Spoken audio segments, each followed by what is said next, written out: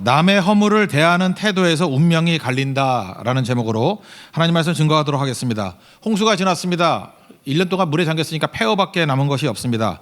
그때 노아가 제일 먼저 했던 일이 예배라 그랬죠. 예배의 결과 하나님께서 두 가지를 주셨습니다. 축복과 또 마음의 안심을 줬다는 것입니다. 축복이 뭡니까? 생육하고 번성하고 충만해지는 것. 그리고 내적으로는 두려워하지 않는 안심. 다시는 물로 재앙을 주지 않겠다라고 하는 안심하는 말씀을 주셨다는 것입니다. 실제로 예배를 통해서 우리에게 이런 것들이 임합니다. 우리 몇 주간 동안에 예배를 드리면서 어떤 가정 태의 문이 열린 가정이 있습니다. 오랜 기간 동안에 자녀를 기다리고 있었는데 또 자녀를 얻게 되었고, 또 어떤 집은 새로운 집으로 이사를 가가지고 또 오랫동안 누리지 못했던 그 자기 집의 행복을 누릴 수 있는 그런 가정도 있었습니다. 또 굉장히 심각한 건강상의 위기에 처했었는데 완쾌됐다라는 또 마지막 선언을 듣기도 한 사람이 있습니다.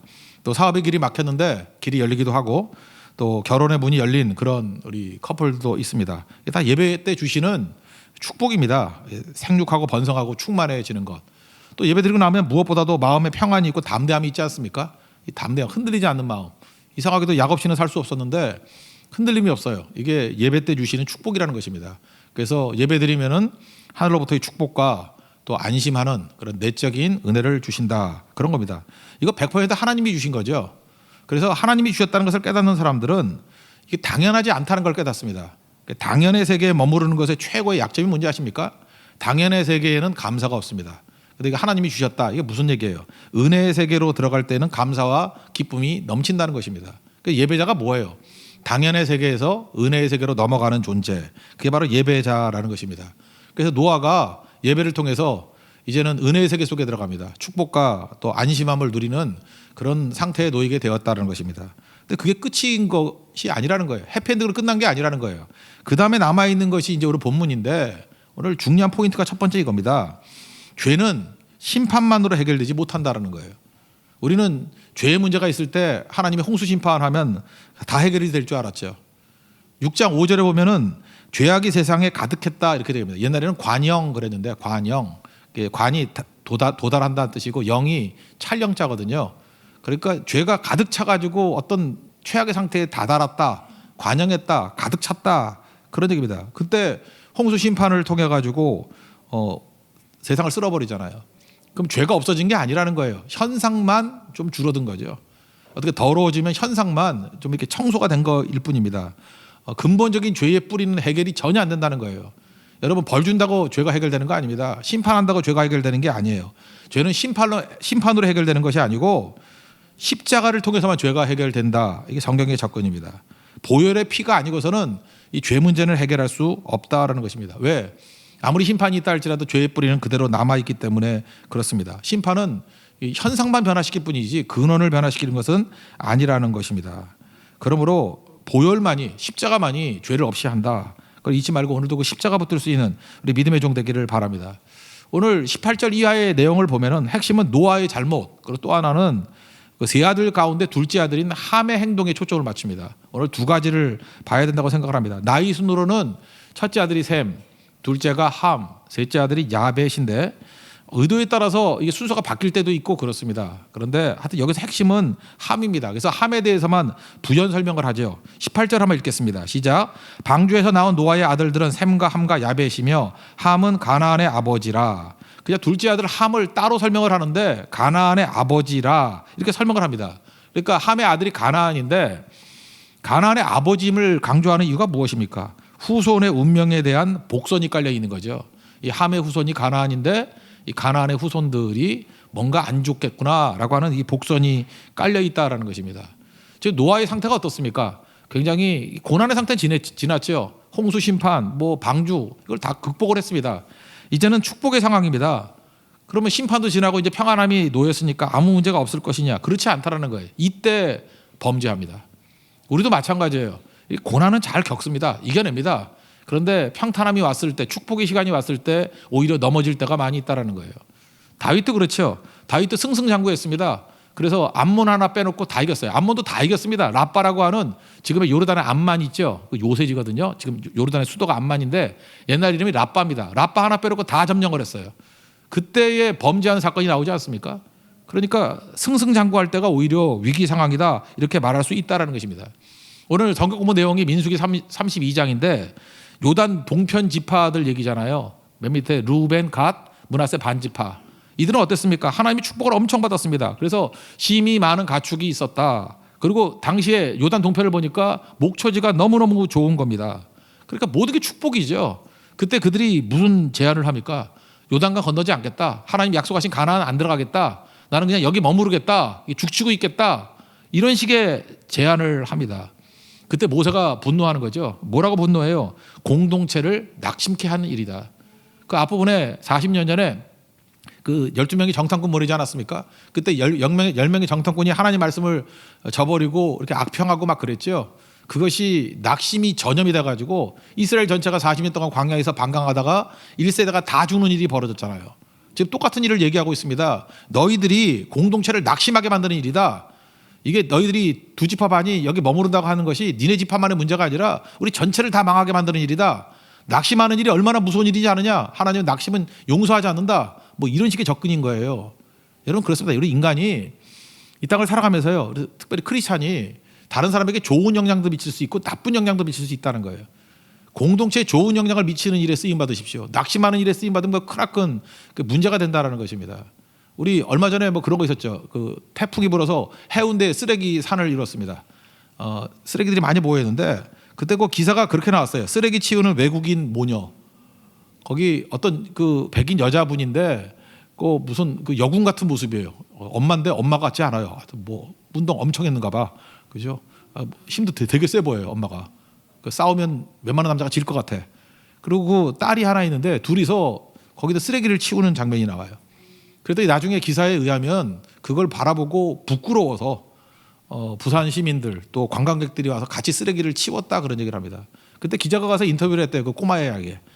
왜 쓰레기 치우니 그랬더니 바다가 아파하잖아요. 참 그게 마음에 와닿더라고요. 바다가 아파서 그냥 갔대요. 잘 보십시오. 한 사람이 이렇게 쓰레기 치우는 일을 하니까 좋은 영향을 미치는 거죠. 그러니까 많은 사람들이 같이 동참하잖아요. 반대로 깨진 유리창의 법칙 그런 거 있죠. 쓰레기 하나 버리거나 뭐 이렇게 버리면 쓰레기 산을 이루죠. 어떤 사람이 이게 잘못된 일을 행하면 그거 보고 나도 해도 되는가 보다라고 하면서 이렇게 따라하는 게 있지 않습니까? 지금 이스라엘 백성들에게 있어서 이 두 지파 반이 했던 일이 뭐예요? 낙심하게 만들었다. 이게 좋은 영향이 아니라 나쁜 영향을 미치게 되었다. 뭐 그런 거 아닙니까? 언제 이런 일이 벌어집니까? 평탄했을 때, 축복의 때, 뭐가 많을 때. 그때가 사실은 더 위험할 때다 이렇게 말할 수 있다라는 것입니다. 농사지었습니다. 포도나무가 많이 열리게 됐어요. 이스라엘에게 있어서요, 이 포도나무, 무화과나무는 풍요의 상징입니다. 그래서 포도나무와 무화과나무 밑에 살았다. 그 얘기는 부국 강병해가지고 넉넉하게 잘 살았다 그런 뜻이에요. 그러니까 포도나무는 부의 상징입니다. 넉넉함의 상징이에요. 그 포도가 얼마나 많은지 그걸로 포도주를 만들어 먹을 정도로 많았습니다. 포도주 먹고 취해서 하체를 드러냈다, 뭐 벌거벗었다 이런 얘기가 나옵니다. 근데 이거는요, 우리가 얼핏 읽어보면 그러잖아요. 아니 술 먹고 옷 벗으면 큰 죄냐? 이런데 이게 굉장히 농축된 뉘앙스가 있는 거예요. 이게 술 마시고 옷만 벗었다 그러는 게 아니고 실수를 넘어선 큰 문제, 단수 사건이 아닌 겁니다. 여기에 이제 히브리 단어를 보면요, 이게 성적인 뉘앙스가 이게 숨겨져 있어요. 술 먹고 옷 벗고 그 정도로 끝난 게 아니라 노아가 무슨 죄를 졌다 그런 얘기입니다. 그죠? 죄하고 큰 죄하고 연관성이 있는 거예요. 여기서 우리가 알 수 있는 게 뭐죠? 노아가 어떤 사람입니까? 당대 의인이고 하나님 앞에서 온전하게 서 있는 완전한 자였어요. 근데 그런 노아조차도 넘어질 수 있죠. 여기서 알 수 있는 게 뭐죠? 첫째는 완전한 인간은 없다라는 것입니다. 그래서 인간에 대해서 너무 존경하거나 너무 흠모하거나 인간을 너무 절대시하는 거 성경적이지 않습니다. 인간은 다 넘어질 수 있고 다 한계가 있어요.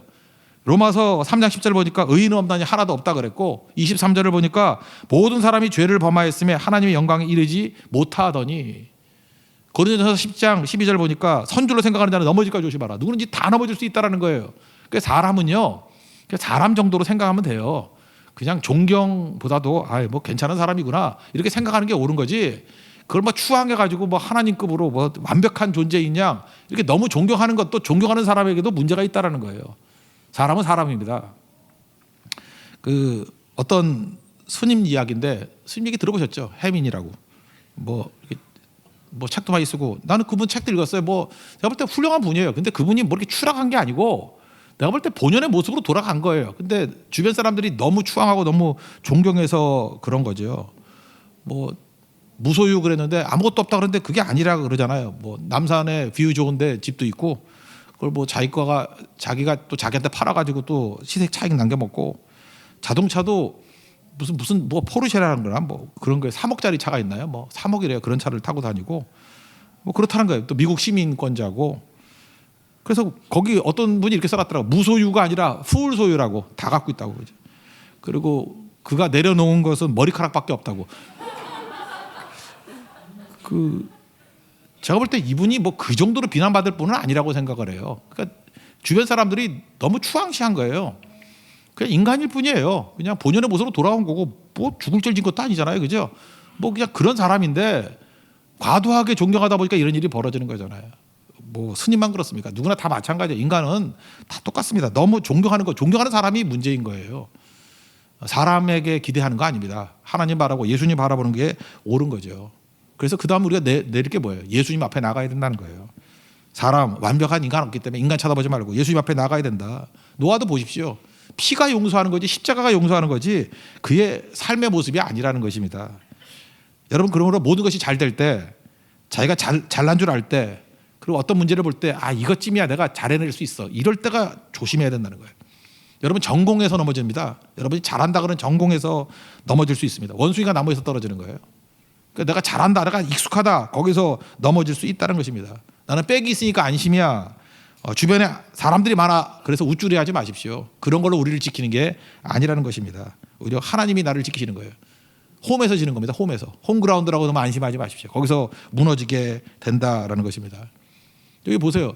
그 성경을 보면요. 모든 결정을 경제가 결정하면 다 무너질 때가 많아요. 하나님 바라보지 않냐고. 그 아브라함의 조카 롯도 보십시오. 경제적인 관점에서 판단하잖아요. 소돔과 고모라 망할 지역인데 그게 좋아 보이잖아요. 그러니까 무너지는 거죠.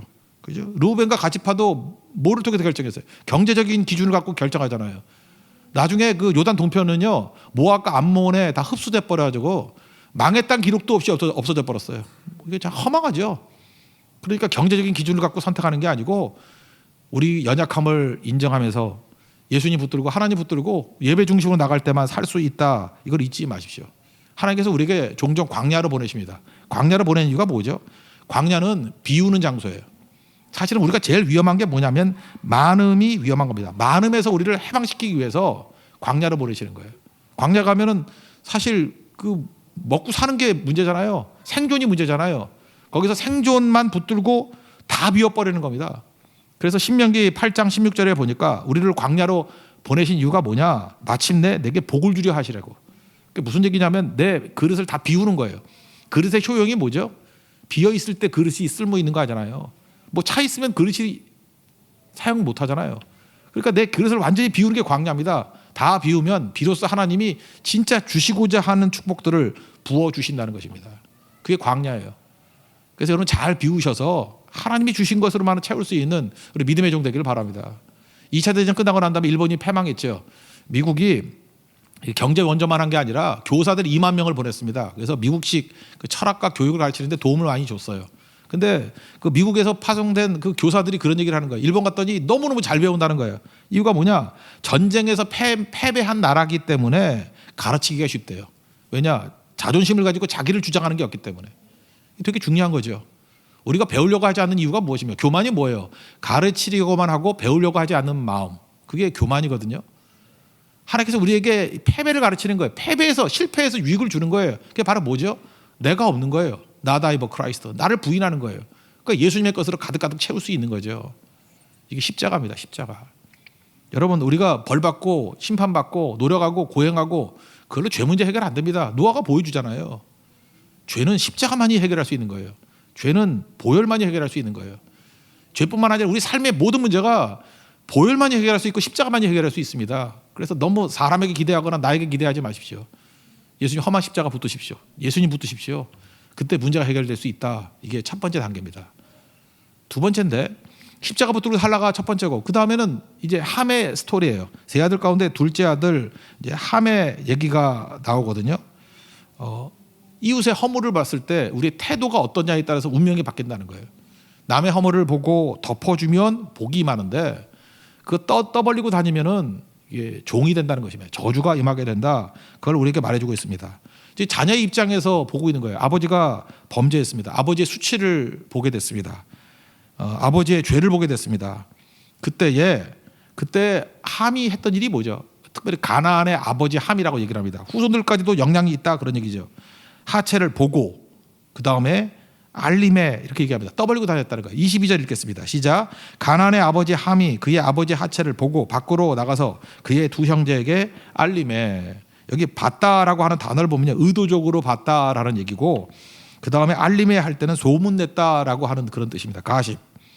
우리는 많은 순간에 염려라는 이름으로 소문을 내고 다니고 있습니다. 우리 그러자 모여가지고 이거 걱정돼, 어떡하지 걱정해 주는 척, 염려하는 척하면서 소문을 다 내고 있다는 것입니다. 왜 그렇죠?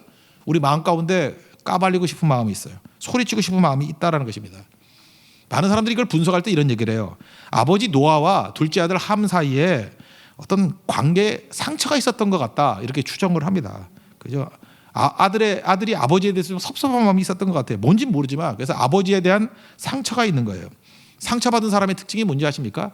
했던 말 또 하고 또 하고 그래요. 이 상처의 특징은 뭐냐 하면은 계속 반복하는 거예요. 똑같은 얘기를. 언제까지? 한이 풀릴 때까지. 근데 그 한이 풀리나요? 잠언 17장 9절을 보니까 그것을 거듭 말하는 자는 이간하는 자다, 그렇게 합니다. 거듭 말하는 사람이 뭐냐? 상처 있는 사람이고요. 거듭 말하는 이유는 뭐냐 하면 이간하는 거예요. 저도 이렇게 긴 시간은 아니지만 어떤 사람하고 만나보면은 같은 말을 한 3번, 4번 하는 걸 들은 적이 있을 때가 있어요. 그때 뭘 느끼냐면 이분이 상처가 깊구나, 이렇게 생각합니다. 상처예요. 상처 아니면 절대 반복해서 얘기 안 해요. 그죠? 상처 입은 거예요. 그죠? 그래서 그거 갖고 또 말하고 그러는 것입니다. 그러니까 이게 더 깊어져. 말하면 말할수록 상처가 더 깊어지게 되는 거죠. 그래서 결국은 이것 때문에 무너지게 됐다. 상처 치유하지 않고 떠벌리고 다니다가 저주가 임하게 됐다는 거예요. 반면에 첫째 아들, 셋째 아들 셈과 야벳은 어땠습니까? 조심스럽게 가서 제일 중요한 덮어줬다는 거예요. 허물을 덮어줬다는 거예요. 이게 복이 임하는 길이라는 것입니다.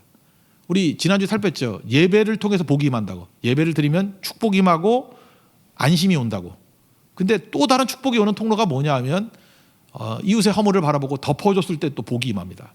그러니까 지속적인 복이 임하는 방법이 뭐냐면 허물을 보고 덮어주는 거예요. 일단 예배를 드리면 하나님께서 복을 부어줘서 내가 복 받죠. 그 받은 넉넉한 복을 가지고 할 일이 뭐예요? 이웃의 허물을 덮어주는 일을 해야 된다는 것입니다. 그러면 복이 지속된다, 이런 얘기죠. 그걸 바라보고 문제시하지 않냐고 덮어줬다, 그런 얘기예요. 부모는 자식의 허물을 절대 까발리지 않습니다. 그죠? 폭로하지 않습니다. 왜요? 사랑하기 때문에. 그래서 베드로전서 4장 8절을 보니까 사랑은 허다한 죄를 덮느니라 그랬잖아요. 그래서 이 첫째 아들과 셋째 아들 셈과 야벳이 했던 행동이 예수님이 했던 행동이에요. 우리의 죄를, 우리의 허물을 다 덮어주셨잖아요. 그게 십자가잖아요. 십자가의 보혈의 피로 우리를 덮어주셨잖아요. 덮어주시다. 그게 십자가 하는 일이라는 거예요. 여러분 속죄소라는 거 아시죠? 이렇게 언약궤 뚜껑. 속죄소라는 뜻이 뭐냐? 그 덮다라는 뜻이에요. 뭘 덮어요? 우리 죄악을 다 덮어주는 거예요. 가려주는 거예요. 씻어주는 거라고. 그게 바로 예수님이 하신 역할이라는 것입니다. 그래서 결국 예수님의 역할이 이 셈과 야벳의 역할이에요. 우리도 은혜 받았잖아요. 우리가 할 일이 뭐예요? 십자가로 사는 일을 해야 된다는 거예요. 허물을 덮어주는 일, 그 일을 해야 된다는 것입니다. 23절 한번 다 같이 읽겠습니다. 시작. 셈과 야벳이 옷을 가져다가 자기들의 어깨에 메고 뒷걸음쳐 들어가서 그들의 아버지의 하체를 덮었으며 그들의 얼굴을 돌이키고 그들의 아버지의 하체를 보지 아니하였더라. 여러분 상처 때문에 이런 일이 벌어졌다 그랬죠. 부모를 용서하십시오. 많은 순간에 우리가 부모로부터 상처를 받은 게 많아요. 그래서 함 같은 태도를 보일 때가 많이 있다라는 것입니다. 아내는 남편의 허물을 덮어줘야 되고요. 또 남편은 아내의 허물을 덮어주는 거. 이게 잠깐 덮어주는 게 필요한 거라고요. 그러니까 내게 있는 모든 능력을 가지고 덮어주면 그때부터 축복이 임해요. 그때부터 생명이 임하게 된다고요. 하나님께서 우리에게 이게 은혜를 주신 이유가 뭐예요? 예배를 통해서 우리에게 능력 주신 이유가 뭐예요? 상대의 아픔을, 상대의 허점을 덮어주라고. 옛날에도 뭐 제가 많이 했던 그 예화 중에 이런 거 들어보셨어요? 중동에 어떤 부부가 있었는데 50년 동안 잘 살았대요. 해로했대요. 행복하게 잘 살았대요. 그래서 인터뷰했답니다. 어떻게 그렇게 행복한 결혼 생활을 하셨습니까? 그랬더니 그 여자분이 아줌마가 그러더라는 거예요. 신혼여행의 경험 때문에 그렇다고. 뭐냐 그랬더니 신혼여행 갈 때 낙타 타고 갔대요. 그 중동이니까. 근데 낙타가 말을 잘 듣는데 그 남편이 타고 가는 낙타가 문제가 있는가 봐요. 이렇게 몸을 뒤틀더니 남편을 떨어뜨렸대요. 중동 남자들 성질 보통 아니잖아요, 그죠? 이렇게 콧수염 기르고 뭐 앞둘 이렇게 앞둘 들어가는 애들 보통 아니잖아요, 그죠? 근데 그 여러 가지 앞둘 중에 하나였대요. 근데 이게 콧수염 있는 애가 참더라는 거예요, 그죠? 화도 안 내고 그리고 한 번 그러더라는 거예요. 그래서 이런 인격자가 다 있나? 아니 화를 안 내는데 좀 가다가 또 낙타가 또 떨어뜨리더래요. 이번엔 화를 내겠지. 그랬더니 두 번 그리고 참더라는 거예요. 그래서 혼자 너무 행복하다고 생각했대요. 세상에 이런 인격자가 다 있나? 이건 거의 뭐 그죠? 이게 거의 신성 같은 사람하고 내가 만나는구나. 뭐 이렇게 확신을 했다라는 거예요. 그래서 좀 가다가 또 그 낙타가 세 번째 떨어뜨리대요. 이제 예상이 되죠. 세 번 그리고 참을 줄 알았는데 참기는커녕 호주머니에서 옆에 있는 데서 옆구리에서 총을 끌어더니만 쏴서 죽이더라는 거예요. 이 신부가 너무 놀라가지고 그렇죠. 이게 피를 보니까 막 화를 버럭 내면서 아니 신혼여행 가면서 권총 들고 오는 놈이 어딨냐고 그리고 신혼여행 때 이렇게 피를 보는 게 어딨냐 피 튀기고 이게 뭐냐고 그죠? 왜 죄 없는 짐승은 죽이냐고 소리 지르고 여자분들이 그 하이톤 소리 지르면 듣기 힘들죠. 막 소리 지르고 악을 쓰니까 남자가 전혀 화를 내지 않더라는 거예요. 그러더니 한 번 그러더라는 거예요.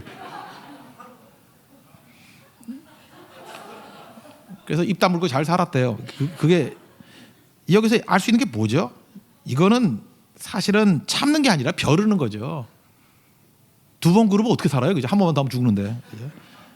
그러니까 기억하지 않는 게 아니죠. 이거 세고 있는 거죠. 덮는다는 건 그거 아니에요. 이게 기억도 안 하는 거야, 기억도. 잠깐만 우리가 어떤 걸 기억하고 있다는 건 상처가 있다라는 거고 그걸 카운팅하고 있다라는 거는 용서한 게 아니에요, 그거는. 그러니까 여기서 벗어날 줄 알아야 되는 거겠죠. 여기 잘 보세요. 그 함은 뭐 상처라면 상처예요. 근데 그걸 반복해서 얘기하고 버리지 않으니까 결국은 종의 종이 된다. 저주받게 되잖아요. 그러니까 허물이 있으면 우리가 할 일이 뭐죠? 덮어주는 거. 그래서 이거는 단순히 함이 괘씸해서 아버지가 했던 얘기다. 그 얘기보다는 일종의 하나님의 메시지입니다. 우리에게 주시는 메시지예요. 이웃의 허물을 보면 덮는 인생을 살아라. 복 받는다. 까발려봐라. 그러면은 함의 후손들 같이 자손 대대로 저주받는다. 그 얘기예요. 이거 한번 읽어보죠. 25절부터 27절까지 읽겠습니다. 시작. 이에 이르되 가나안은 저주를 받아 그의 형제의 종들의 종이 되기를 원하도록 하고 또 이르되 셈의 하나님 여호와를 찬송하리로다. 가나안은 셈의 종이 되고 하나님이 야벳을 창대하게 하사 셈의 장막에 거하게 하시고 가나안은 그의 종이 되게 하시기를 원하노라 하였더라. 그러니까 용서하고 떠벌리지 마라. 그래야 복이 임하게 된다. 그런 거죠. 하나님께서 우리에게 힘을 주시면 사실은 많은 힘을 주신 사람에게는 필요를 갖고 살면은 힘이 남게 돼 있어요. 예를 들어서 여러분들 생활을 하는 수준을 정하라니까요. 나는 그냥 한 500만 원 정도 갖고만 살겠다. 뭐 우리 중산층이라고 합시다. 그냥 500만 원 정도가 된다. 그런데 수입이 1000만 원이에요. 그걸 정해놔야 500만 원을 도울 수 있지. 그 다음에 어떤 사람이 2000만 원이 삶이 주어져요. 그러면 500만 원 생활비를 정해놓으면 1500만 원을 이웃을 위해 쓸 수 있잖아요. 심지어 그런 사람은 하나님이 5천만 원을 주면은 500만 원 갖고 생활하고 4,500만 원을 쓸 수 있잖아요. 1억을 주면 9,500만 원을 쓸 수 있잖아요. 그래 하나님 마음껏 맡기는 거지. 근데 욕망으로 살면 어떻게 되죠? 자꾸만 생활 수준이 올라가는 거예요.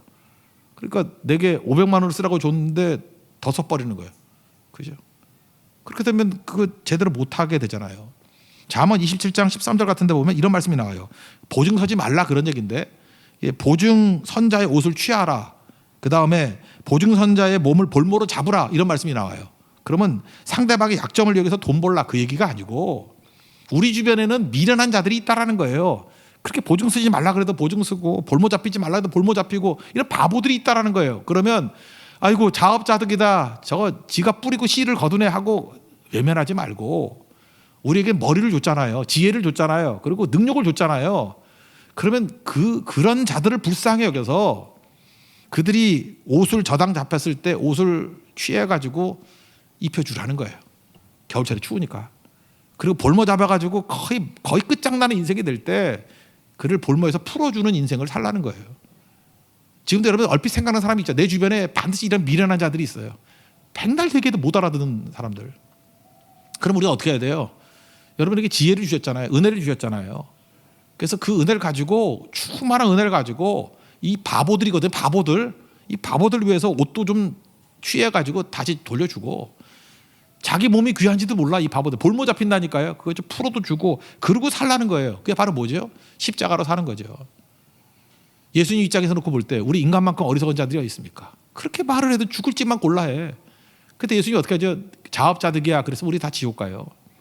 근데 예수님이 그 하나님의 능력을 가지고 우리의 모든 죄를 다 덮고도 남을 만큼 죄값을 치르시잖아요. 십자가를 지시잖아요. 그리고 우리 건져주시지 않아요? 우리도 그렇게 살라는 거예요. 십자가 붙들고 살라? 노아 입장. 그 다음에 자녀들 입장에서는 우리가 그 은혜를 받았으니까 이제는 샘과 야벳같이 다른 사람에게 십자가로 사는 인생, 이제 허물을 덮어주고 살려주는 인생을 살아가라. 그게 성도의 삶이라는 것입니다. 이게 잘 사는 겁니다. 이러면 여러분들 30배, 60배, 100배 열매를 거두고 여러분을 통해서 하나님의 능력이 임하는 축복의 통로가 될 것입니다. 이런 인생 사는 하나님의 축복된 종들 되기를 축원합니다. 마지막 얘기는 이거예요. 그러면 이거 언제 해야 되느냐? 미루면 안 된다는 거야. 미루면. 오늘이라는 건 기회입니다. 이 기회 주어졌을 때 당장 해야 된다는 것입니다. 여기 마지막 장면이 나오는데 노아가 600세 때 홍수가 일어났습니다. 그래서 홍수 끝나고 난 다음에 350년 더 살았다. 그러니까 몇 년까지 살았죠? 950년 살았다 그 얘기예요. 그 우리가 생각할 때 요즘 같으면 뭐 80세, 90세 살잖아요. 그런데 950세 산다 그러면 되게 오래 산 거죠. 그러니까 오래 살거나 또 적게 살거나 공통점이 뭐예요? 다 죽더라예요. 950년 살면 어때요? 그것도 죽는 거지. 다 죽더라. 그게 메시지예요. 오늘 28절 29절 한번 읽어보겠습니다. 시작. 홍수 후에 노아가 350년을 살았고 그의 나이가 950세가 되어 죽었더라. 여기 죽어야 돼요. 죽었더라. 뭐 오래 살면 뭐예요? 죽었더라. 그런 얘기죠. 여러분 잊지 마세요. 죽음이 끝이 아닙니다. 죽음 이후가 있죠. 그래서 우리 한국말 속에도 돌아가셨다 이런 말이 있잖아요. 돌아갔다는 게 뭘 뜻하죠? 있던 곳으로 다시 갔다 그런 얘기죠. 육체는 흙으로 왔으니까 흙으로 가는 거고 우리 영혼은 하나님께로부터 왔으니까 하나님께 가는 거예요. 그래서 돌아갔다. 이거 되게 중요한 표현이에요. 또 하나가 타계했다 그런 표현이 있죠. 다른 세계로 떠났다 그런 뜻이에요. 다른 세계. 여기서 끝나는 게 아니에요. 다른 세계가 있습니다. 천국이 있습니다. 다른 세계로 떠나는 게 그게 죽음이에요. 타계. 죽음은 시작이지 끝이 아니라는 것입니다. 지난주 월요일 11월 9일이죠. 우리 반주하던 신보미 자매가 하늘나라 갔습니다. 남편과 아이 둘 두고 한양이 환민이 일부 때 왔었는데 지금 왔는지 모르겠네. 같이 예배 드리고 그랬거든요. 근데 그 반주할 때 지금도 기억나요. 환영이 환민이가 남자애들인데 얘네들이 굉장히 적극적인 사고방식을 갖고 있는 애들이에요. 우리 엄마를 못 살게 굴어요. 그죠? 반주하는데도 막 잡고 그러니까 한 번은 너무 속상해서 한번 울더라고. 그리고 한 번은 이게 너무 힘든데 감격스러운가 봐. 하나님 앞에 헌신하는 거 충성하는 게. 그래서 또 울고. 그래서 제가 몇 번인가 위로해주고 이렇게 대화 나눴던 적도 있고 그렇습니다. 그러다가 이제 몸이 안 좋다가 작년이에요. 정확히 2019년 10월 23일이에요. 그때 이제 몸이 좋아졌다 그러면서 저한테 넥타이 하나를 선물해 줬어요. 저는 넥타이를 받으면 이렇게 항상 견출지를 붙여가지고 날짜 적고 누가 줬는지 이렇게 써놓거든요. 그게 정확해요. 2019년 지난 화요일 날 했던 넥타이인데 여기 까모플라주 넥타이. 그죠? 이렇게 전투적인 넥타이 그 자매가 해준 거예요.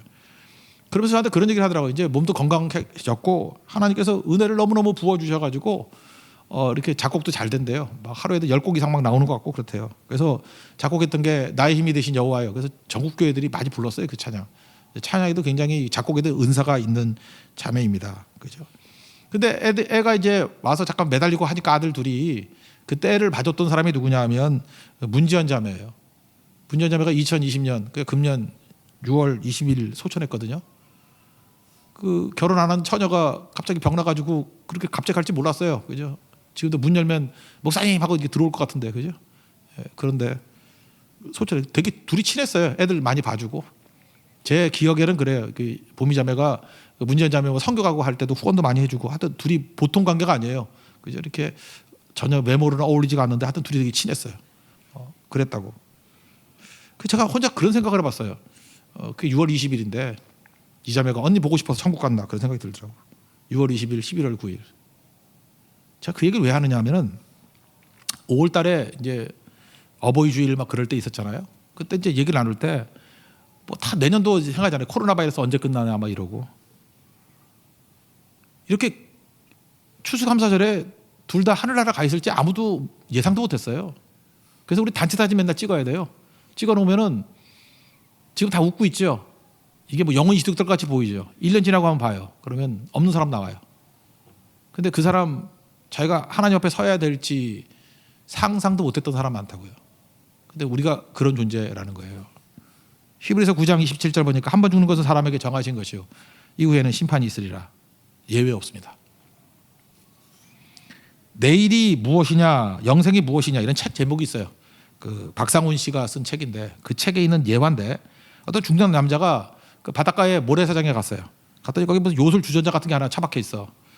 그래서 그걸 발견했더니 그러니까 뭐 지니 있잖아요. 지니 램프의 거인 지니 같은 애가 있는 줄 알고 이렇게 뚜껑을 열었더니 진짜 뭐가 나와. 근데 얘는 지니보다는 좀 약한 애야. 왜 약한 애냐 하면은 나는 지니가 아닙니다. 그러면서 나는 한 가지밖에 소원을 못 들어준다고. 그러니까 심사숙고해서 한 가지 소원만 얘기하라고. 그러니까 지니는 뭐 말하는 거 다 들어주는데 얘는 이름도 없는 애인데 한 가지밖에 못 한대. 그래서 이 사람이 되게 머리가 좋은 사람이 심사숙고해가지고 아주 단순한 걸 구했어요. 지금부터 1년 후에 신문 하나 갖다 줘 그랬어요. 너무 단순한 거죠. 신문 하나 갖다 주는 게 뭐게 좋으냐? 근데 머리가 팍팍 도는 거예요. 1년 이후의 신문을 지금 보면 거기 주식란에 보면은 주식 시세가 다 나오잖아요. 그럼 그 종이 한 장 같이 보이지만 그게 엄청난 정보죠. 거기 있는 거 지금 싼 거 거기서 비싸진 거 사면은 떼돈 벌자 떼돈. 그죠? 큰 부자가 되겠죠. 그래서 혼자 너무 흐뭇한 거예요. 이제 이 정보를 다 알고 있으니까 나는 큰 부자가 될 거고 역시 나는 머리가 좋아 엄청나. 그래서 한 가지 소원이 아니라 이거는 사실 100가지 소원하고 똑같은 거야 라고 하면서 밑에 내려보니까 광고란이 있어요. 거기 부고란에 자기가 죽었다라는 이름이 써 있어요. 아무것도 아니죠. 우리가 그래요. 천년만년 살 것 같이 보이지만 사실은 돈 하는데 내년에 내가 부고란에 내 이름이 올라갈 수 있다고. 저 상담 많이 했어요. 어른들하고. 뭐 어떤 땅을 사야 됩니까? 뭐 이런 거 하고 자식들에게 어떻게 물려줘야 됩니까? 이런 거 갖고 상담하다가 3개월 있다가 돌아가신 분들, 6개월 있다가 돌아가신 분들 되게 많아요. 왜 잠깐만 땅 사야 되는 문제를 왜 나하고 상의해? 내가 복도방에 왜 잠깐 나하고 상의하려고 그랬어.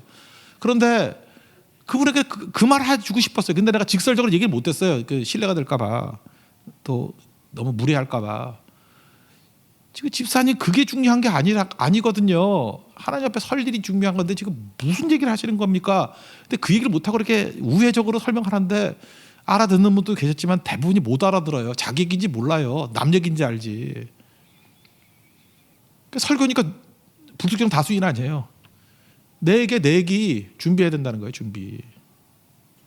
미루지 마십시오. 미루지 말라고요. 우리 이번 어버이날에 우리 어르신들 뭘 줬어요? 이 푸른 소반에 있는 그 식사 티켓 2장씩 줬잖아요. 그죠? 그래서 제가 그래서 빨리 육아증권을 빨리빨리 먹어야 된다고. 그랬더니 어르신들 뭐 좋은 날씨 좋을 때 먹겠다 뭐 이러고, 그죠? 또 그다음에 뭐 가족과 함께 먹겠다, 뭐 좋은 사람과 먹겠다. 아 그러면 안 된다고. 빨리빨리 드셔야 된다고. 저는 제일 문제 중에 하나가 뭐냐면 그 드시기 전에 돌아가실 수도 있어요. 그러니까 빨리빨리 드셔야 된다고. 근데 푸른 소반 망했어요. 그 아끼고 있던 분들 망했어요. 근데 우리가 기도를 많이 했는지 참 은혜 가운데 그 갖다 주면 80% 준대. 그러니까 빨리 내세요. 오늘까지. 그럼 그거 돌려준대. 그죠? 근데 대부분 안 돌려줘요. 이제 그걸로 끝나는 건데 인생이 그래요. 오늘이라는 것이 선물이자 기회예요. 기회. 이 충성을 다해야죠. 누가복음 16장 보면은 천년 만년 내게 주어진 기회라고 생각하는 바보를 위해서 주시는 말씀이 있어요. 거기 불의의 청직이라고 얘기하죠.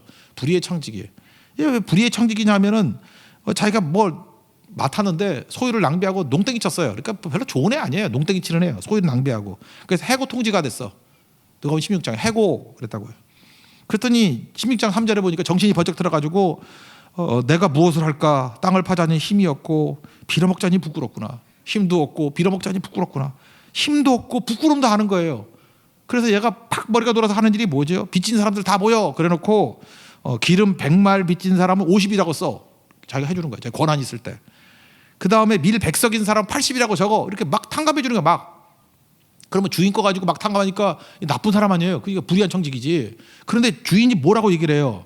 지혜롭대요. 왜? 이제 곧 해고당하는 걸 알고 자기에게 기회 주었을 때 활용하니까 지혜롭대요. 그게 포인트예요. 그래서 16장 9절에 이렇게 얘기해요. 불의의 재물로 친구를 사귀라. 그리하면 그 재물이 없어질 때 그들이 너희를 영주할 처소로 영접하리라. 재물이 뭐예요? 불의한 재물이래. 재물 갖고 할 일이 뭐죠? 관계를 위해 쓰는 거예요. 하나님과의 좋은 관계, 이웃과의 좋은 관계를 위해서 다 쓰는 거예요. 이 재물이 있을 때 뭘 해야 돼요? 옷 저당 잡힌 것도 사가 사가지고 좀 돌려주고 볼모 잡힌 것도 풀어주고 이게 내 거 아니에요. 다 없어지는 거라고. 그러니까 제한된 시간이라는 거예요. 제한된 시간. 우리가 제일 좋은 게 뭐죠? 다른 사람이 허물을 덮어주는 제일 좋은 게 뭐예요? 예수님 소개하는 거죠. 전도하는 거죠. 믿게 만드는 거죠. 그러니까 여러분 예수 잘 믿고 천국 갔다고 합시다. 전도 안 해가지고 여러분 나머지 가족도 다 지옥 보내면 좋겠어요? 친구들 하나도 구원 못 시키고 하면 얼마나 부끄러운 구원이 되겠냐고. 시간이 많지 않아요. 제한된 시간에 우리가 해야 될 일이 뭐죠? 전하고 허물 덮을 수 있는 십자가 증거하고 그래야 되죠. 근데 우리는 지금 엉뚱한 데 관심이 있잖아요. 이 12장에 누가 보면 12장에 또 한 번 나오죠. 어리석은 부자에게. 여기도 마찬가지예요. 이게 축복의 저주야. 뭐 돈 많이 벌었어요. 그래서 소출이 풍성했대요. 그래서 혼자 내 곡식을 쌓아둘 곳이 없다. 그래서 창고를 짓자 그랬다는 거예요. 곡간 헐고 창고를 더 짓자. 그리고 혼자 뭐라고 생각했어요? 평안히 쉬고 먹고 마시고 즐거워하자 그랬다고요. 근데 그날 밤 하나님이 뭐라 그래요? 어리석은 자야. 명칭이 어리석은 자예요. 오늘 밤 내 영혼을 도로 찾으리니 그러면 내 준비한 것이 누구 것이 되겠느냐? 재물을 쌓아두고 하나님께 대하여 부유하지 못한 자가 이와 같으니라. 이거 명심하라는 거예요. 우리에게 주시는 하나님의 말씀이라는 것입니다. 그럼 오늘도 노아 입장에서 풍성할 때 넘어질 수 있습니다. 내가 심판받고 뭐 어떤 난관을 통과해도 죄 문제 해결 못해요. 내 문제 해결 못해요. 보혈만이 해결합니다. 십자가만이 해결합니다. 예수만이 해결합니다. 오늘도 예수님 붙들고 우리 삶의 죄부터 시작해서 모든 문제를 해결할 수 있는 진실된 하나님의 종 되기를 바랍니다. 그리고 은혜 받았죠? 은혜 받은 건 뭐 하는 거예요? 십자가로 사는 거예요. 허물 있는 사람 덮어주고, 그리고 허물을 내가 덮어줘야 얼마나 한계가 있겠어요. 허물을 온전히 덮을 수 있는 예수님께 소개할 수 있는 거, 그게 십자가로 사는 길이죠. 그리고 이거 미루면 안 됩니다. 내게 그렇게 많은 시간이 주어진 게 아니라는 거예요. 당장 하십시오. 당장. 그게 잘 사는 길이, 그게 축복된 길이라는 것입니다. 자리에서 일어나겠습니다. 거친 주의 십자가 찬양하겠습니다.